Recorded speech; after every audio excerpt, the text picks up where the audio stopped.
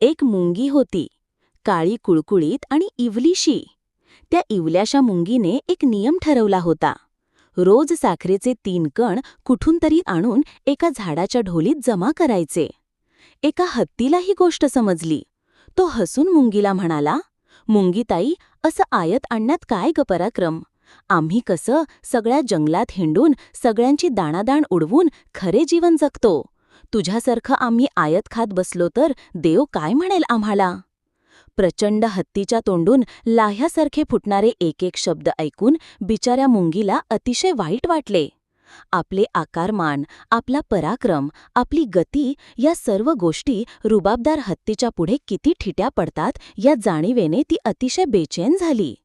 तथापि आपल्या नित्यनियमात तिने चुकूनही कुसूर केली नाही. ती रोज साखरेचे कण गोळा करतच राहिली. असे होता होता बरीच वर्षे उलटली. मुंगीने गोळा केलेल्या साखरेच्या ढिगाने झाडाची ढोली भरत आली होती. तो हत्ती मुद्दाम त्या झाडासमोरून जात असे. उपहासाने भली मोठी गर्जना करत असे. मुंगीला त्याची सवय झाल्याने ती निमूटपणे आपल्या कामात लक्ष देत असे. पावसाळ्याचे दिवस आले. वादळी वारे सुरू झाले.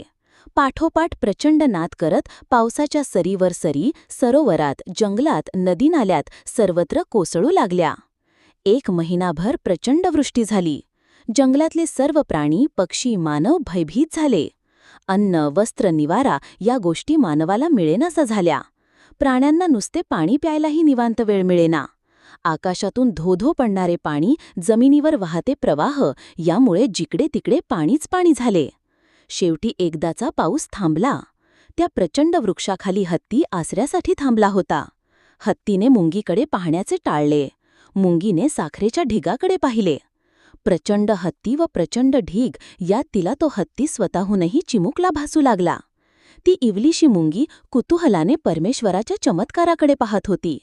मुंगीने परमेश्वराचे आभार मानले. "नुसते अवाढव्य शरीर देण्यापेक्षा मला सदैव कार्यमग्न राहण्याचीच सद्बुद्धी दे," अशी मुंगीने मोठ्या आवाजात प्रार्थना केली.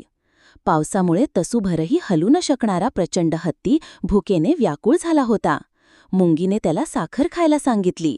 हत्तीने मुंगीची क्षमा मागितली.